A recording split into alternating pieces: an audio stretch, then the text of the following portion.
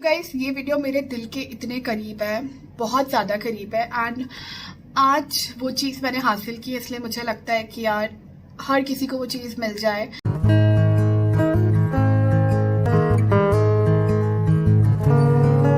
Hi guys, so welcome back to my channel and I hope आप लोग सब बहुत अच्छे होंगे। मेरा नाम है प्रियल, अगर आप मुझे पहली बार देख रहे हो। एंड मैं यहाँ शेयर करती हूँ vlogs related to PCOS and कुछ चैलेंजेस करते रहती हूँ। अगर आप चैनल पे नए हो तो मेरे चैनल का लाइक शेयर सब्सक्राइब कर लो, यहाँ पे आपको एक रियल वीडियोस देखने के लिए मिलेंगे। गाइस ये वीडियो मेरे दिल के इतने करीब है, बहुत ज़्यादा करीब है। एंड आज वो चीज़ मैंने हासिल की, इसलिए मुझे लगता है कि यार हर किसी को वो चीज़ मिल जाए जो भी इस परेशानी से गुजर रहा है, जिससे मैं गुजरी हूँ। मुझे पीसीओएस एंड मैंने कंसीव करने में मुझे बहुत मुश्किल हुई एंड वही मैं शेयर करने वाली हूँ, मेरी डिलीवरी स्टोरी आप लोगों के साथ। एंड वो पल मैं भूल नहीं पाती हूँ जब वो चीज़ मुझे मिली थी मेरे हाथों में, या जब डॉक्टर ने कहा था कि क्या मैं आपको स्किन टू स्किन दूँ।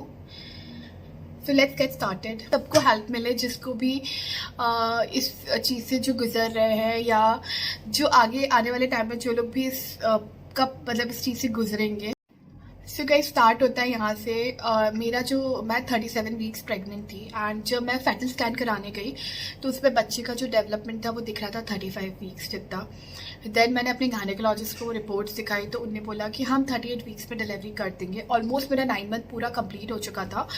जब आप 38 वीक्स में रहते हो तो आपकी डिलीवरी कभी भी हो सकती है। एंड मुझे चाहिए थी हर किसी की तरह नॉर्मल डिलीवरी। एंड 2 जुलाई को मैं गई थी डॉक्टर के पास एंड डॉक्टर ने मुझे चेक किया, इंटरनली चेक किया। एंड जब आपको इंटरनली चेक करते हो और आप पहली बार माँ बन रहे होते हो ना, तो वो सब इतना मुझे इतनी ज़्यादा शर्म आ रही थी एंड सब कुछ इस तरीके से था, क्योंकि इंटरनली चेक करना थोड़ा सा एक ऑड फीलिंग होती है। बट ठीक है, डॉक्टर है, वो तो चेक करेंगे ही, तभी तो पता चलेगा। तब डॉक्टर ने मुझे समझाया कि तुम्हें नॉर्मल डिलीवरी चाहिए, प्रियल की नहीं चाहिए। एंड आई वाज लाइक नहीं मैडम चाहिए मुझे। तब मैं डायलेट नहीं थी। देन उन्होंने मुझे बोला कि कल आओ। मैं 3rd को वापस गई एंड वो व्लॉग भी मैंने आपके साथ शेयर किया था। आई डोंट नो आप लोगों ने देखा है कि नहीं देखा, तो मैं लिंक ऊपर भी दे दूँगी उसकी। एंड 3rd को उन्होंने मुझे सुबह CTG करा एंड CTG के बाद 2nd को एक्चुअली हुआ ये था कि मुझे मूवमेंट्स पता नहीं चल रहे थे और मैं इतनी ज़्यादा डिस्टर्ब थी कि मैंने अपने हस्बैंड सुबेद से कहा कि यार कहीं ऐसा तो नहीं हमारा बच्चा पेट में ही मर गया हो, क्योंकि ऑलरेडी इतनी मुश्किलों से मैंने कंसीव किया। पीसीओएस था तो नेगेटिविटी आती है। मैंने कुछ भी पहले से कोई सामान नहीं खरीदा था अपने बच्चे के लिए, क्योंकि मुझे लग रहा था कि कभी भी कोई प्लानिंग नहीं करना चाहिए। और हमारे यहाँ तो बोलते हैं कि आपको कुछ भी नया सामान ऐसे एकदम नहीं लेना चाहिए जब तक बच्चा आपके हाथों में नहीं आ जाए। 2nd को मैंने ये बात उससे बोली एंड 3rd को हम वापस से डॉक्टर ने हमको बुलाया था। तो उन्होंने सुबह मुझे 8 बजे बुलाया, हम शार्प 8 o'clock पहुँच गए थे। देन उन्होंने मेरा CTG किया तो CTG नॉर्मल आ रहा था। वहाँ मुझे मेरे बच्चे की धड़कनें सुनाई थी एंड ट्रस्ट मी गाइस, मुझे इतना रिलीफ मिला, क्योंकि जब पीसीओएस होता है ना तो बहुत ज़्यादा थोड़े बहुत नेगेटिव तो हो ही जाते हो। आई नो, मैं हर वक्त अपने हर वीडियो में बोलती हूँ पॉजिटिव रहना है, बट कहीं ना कहीं वो ख्याल तो आ जाता है ना कि यार हमने कितनी मुश्किल से किया। एंड मेरा तो मिसकैरेज भी हुआ था, मैंने वो भी बताया था आप लोगों को। तो मुझे बहुत घबराहट थी, बहुत बहुत बहुत ज़्यादा घबराहट थी मेरे अंदर। 2nd 3rd को जब मैंने उसकी धड़कनें सुनी तो मैं नॉर्मल हो गई। तो CTG नॉर्मल आ रहा था बट मूवमेंट नहीं हो रहा था। बट स्टिल डॉक्टर बोली सब कुछ अच्छा है प्रियल, बिल्कुल टेंशन नहीं लेना है। मेरी डॉक्टर भगवान, मेरे लिए वो भगवान है। मतलब मैं जितनी तारीफ़ करूँ उनकी उतनी कम है। उनने बोला आज भी तुम घर जा सकती हो, बट मेरे हस्बैंड और मेरे भाई ने बोला नहीं, हम इसको घर नहीं ले जाएंगे, आप तो एडमिट कर लो अपने पास ही, क्योंकि हॉस्पिटल में हम रहेंगे तो सबसे ज़्यादा सेफ़ है। एंड मैं रहती हूँ बैंगलोर में एंड मेरा हॉस्पिटल 15 किलोमीटर्स दूर था। 15 किलोमीटर्स बहुत ज़्यादा दूर नहीं होता, बट इतना ट्रैफिक होता है कि अगर सडन मुझे जाना हो और मुझे कुछ भी इमरजेंसी हो तो प्रॉब्लम हो जाएगी। तो उनने मुझे बोला ठीक है। देन वो मुझे लेबर रूम में एडमिट उनने मुझे कर लिया, क्योंकि मुझे नॉर्मल डिलीवरी होनी थी। वहाँ पे उन्होंने मुझे डॉक्टर ने बोला कि प्रियल हमने अच्छा किया कि हमने एडमिट कर लिया है, क्योंकि तुम्हें मूवमेंट्स पता नहीं चल रहा, तो एटलीस्ट हम हार्ट बीट से समय सब मालूम रहेगा। पूरा दिन उन्होंने मुझे CTG लगा के रखा एंड देन उनने मुझे नॉर्मल डिलीवरी के जो पेन्स होते हैं वो देना स्टार्ट कर दिया। 3rd 4th 5th लगातार 3 दिन मैं हद पार पेन में थी। 3rd and 4th इतना पेन नहीं था, एक बेरेबल पेन था जो एक आप भी बेयर कर सकते हो। यहाँ मैं लास्ट में आपके साथ यही बताऊंगी कि आपको क्या गलतियाँ नहीं करनी है जो मैंने करी हैं। मैं मेरी पहली बार मैं माँ बनी हूँ। मुझे इससे पहले कोई भी आइडिया नहीं था, मुझे तो ज़्यादा बच्चे पसंद भी नहीं थे। पर हाँ, मैं ये बोलूँगी जब बच्चा आपके हाथों में आता है तो आपको अपने आप उससे बहुत बहुत बहुत प्यार हो जाता है। सो थर्ड को उनने मुझे पेन्स देना स्टार्ट किया। जो पेन्स की मात्रा थी वो थोड़ी कम थी। एंड फोर्थ को भी फिर डॉक्टर ने मुझसे पूछा भी पेन हो रहा है, मैंने उनको बोला। फिर मैं हंस रही थी क्योंकि अब मैं ऐसी हो गई हूँ कि मुझे अपना हर पल हर टाइम हर चीज़ एंजॉय करनी है। आपसे मैं यही बोलूँगी क्योंकि मैंने PCOS में बहुत ज़्यादा डिप्रेशन भी झेला है एंड मैंने बहुत सारी चीज़ें अपनी मिस भी कर दी है।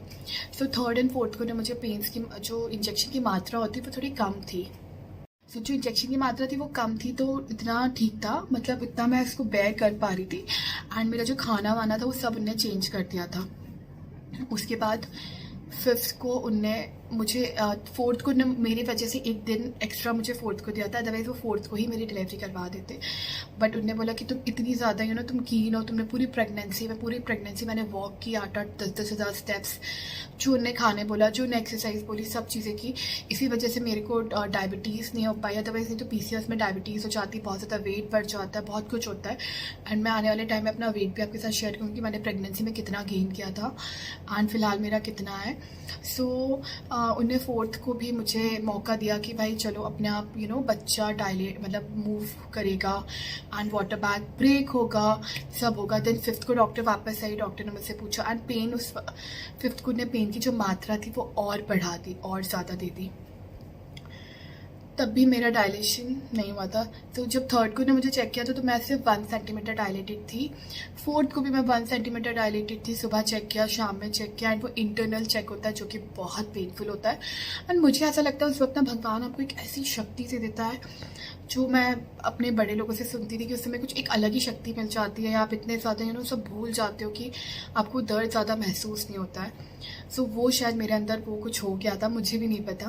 एंड देन फिफ्थ को वापस से उनने मुझे चेक किया तो मैं 2.5 सेंटीमीटर डायलेटेड थी एंड नॉर्मल डिलीवरी को आपको 10 सेंटीमीटर डायलेटेड ऐसा कुछ होता है। एक्जैक्टली मुझे भी नहीं ज़्यादा डिटेल मालूम है, बट जितना मुझे मालूम है वो मैं आपके साथ शेयर कर रही हूँ जो मैंने एक्सपीरियंस किया है। सो उनने मेरा वाटर मेरा ब्रेक नहीं हुआ था। सो उनने वो आई एंड उनने वापस चेक किया, उन्होंने बोला 2.5 सेंटीमीटर आप डायलेटेड हो एंड मैं आपको वाटर पैक जो है वो ब्रेक कर रही हूँ। तो मैंने बोला जो आपको करना है, क्योंकि वो मेरे लिए वो जैसा बोलती है मैं वही चीज़ें फॉलो करती हूँ एंड आज भी मैं वही चीज़ें फॉलो कर रही हूँ। जैसा उन्होंने मुझे खाने बोला, जो उन्होंने मुझे बोला वो सारी चीज़ें मैं अप टू डेट फॉलो कर रही हूँ। एंड देन उन्होंने मेरा वाटर बैग ब्रेक कर दिया एंड उसके बाद और पेन्स देने और पेन्स की मात्रा बढ़ा दी। सो क्या होता है जब आपको नेचुरल पेन्स नहीं आते हैं और जब आप ऐसे पेन्स लेते हो तो डॉक्टर भी आपको ज़्यादा लंबे टाइम ऐसे पेन्स नहीं दे सकता है, क्योंकि उससे ये हो सकता है कि आपके बच्चे को प्रॉब्लम हो सकती है, उसके ब्रेन पे इतना बुरा असर पड़ता है कि उसकी हार्ट बीट रुक जाती है। सो फिफ्थ को जब उनने मुझे मेरा वाटर ब्रेक किया उसके बाद उनने मुझे 2 आवर्स दिए थे कि 2 आवर्स में अगर बच्चा मूव कर जा रहा है तो ठीक है, otherwise will go for the operation, क्योंकि हम इससे ज़्यादा रिस्क नहीं ले सकते। इससे ज़्यादा उनने कहा अप्रैल मैं तुम्हारी नहीं सुन सकती हूँ। एंड देन उनने मुझे वाटर ब्रेक करने के बाद जो मुझे पेन हुआ, गॉड इतना दर्द था, मुझे इतना दर्द था कि मैं आपको क्या बताऊँ, हद पार मुझे पेन्स थे। मतलब मैं लिटरली रो रही थी, चिल्ला रही थी। जो भी इंसान बोलता ना ये पीरियड्स वाला पेन है, इतना पेन नहीं होता। गाइज अगर आप इस प्रोसेस से जा रहे हो तो देन आपको अपने आप को बहुत बहुत तैयार करना पड़ेगा। ये सब मुझे मालूम नहीं था। आप इस प्रोसेस से अगर जा रहे हो, नेचुरल पेन्स नहीं आ रहे, अगर आप ये वाले पेन्स ले रहे हो तो बहुत खतरनाक दर्द होता है। वहीं मेरे पास में जो एक लड़की थी उसकी इसी से नॉर्मल डिलीवरी हो गई थी एंड मेरे साथ नहीं हो पाई मेरी नॉर्मल डिलीवरी। मेरा एंड में C-सेक्शन हुआ एंड C-सेक्शन के लिए डॉक्टर ने मुझे जब चेक किया कि बच्चा मूव नहीं कर रहा, एक्चुअली बच्चा मेरा फंस, बच्चा आपका जब आपकी डिलीवरी होना रहती है तो बच्चा नीचे मूव करना चाहिए, बट मेरा बच्चा ऊपर फंस गया था एंड वो बच्चा मूव ही नहीं कर रहा था। डॉक्टर भी परेशान थी। तो जब डॉक्टर ने बोला कि भाई हमको ऑपरेशन ही करना पड़ेगा एंड देन उन्होंने जल्दी से मेरे हस्बैंड को बुलाया, सारे सिग्नेचर्स कराया, मेरी मदर इन लॉ को बोला कि बच्चा मूव नहीं कर रहा, हमें तुरंत इसको ऑपरेशन OT में लेके जाना पड़ेगा, अदरवाइज बच्चे को कुछ हो जाएगा, बच्चा शायद ख़त्म भी हो सकता था। उस वक्त उनका कहने का मतलब ये था, नॉट एग्जैक्टली उन्होंने मुझे बोला या मम्मी को बोला, क्योंकि हम बहुत हाइपर हो जाते हैं और ऑलरेडी मैं इतना एग्जॉस्ट हो चुकी थी कि मुझे वॉमिट स्टार्ट हो गई थी। उतने पेन्स की वजह से इतनी वॉमिट होने लगी थी मुझे एंड मैं लिटरली चिल्ला के रो रही थी कि मुझे इतना दर्द था। देन उन्हें उनने एनेस्थीसिया वाले को बुलाया, सबको सिग्नेचर कराए, पूछा कि आपको कोई एलर्जी तो नहीं है, कोई प्रॉब्लम्स तो नहीं है, एस्थमा तो नहीं है, सारी चीज़ें मैंने बोला मुझे कुछ भी नहीं है। मेरे हस्बैंड सर ने सिग्नेचर्स कराए एंड जब वो मुझे ओटी में ले जा रहे थे तो मैं इतना रो रही थी। वहाँ पर एक सिस्टर थी, उसका नाम था स्टेफनी, एंड उसने मुझे इतना समझाया, उसने मेरा हाथ नहीं छोड़ा पूरे ऑपरेशन थिएटर में। मुझे तो किसी बात का था कि यार मैं 3, 4 और 5 आधा दिन मान लीजिए आप, मैं इतना दर्द झेल चुकी थी कि मुझे लग रहा था कि काश मेरी नॉर्मल डिलीवरी हो जाती, क्योंकि मैंने बहुत ज़्यादा पेन्स झेले थे। एंड वो तुरंत मुझे ओटी में ले गए, उन्होंने मुझे एनेस्थीसिया का इंजेक्शन दिया पीठ में, मेरे बैक में, एंड उसके बाद बस मेरा चेहरा ऊपर से उड़ाया।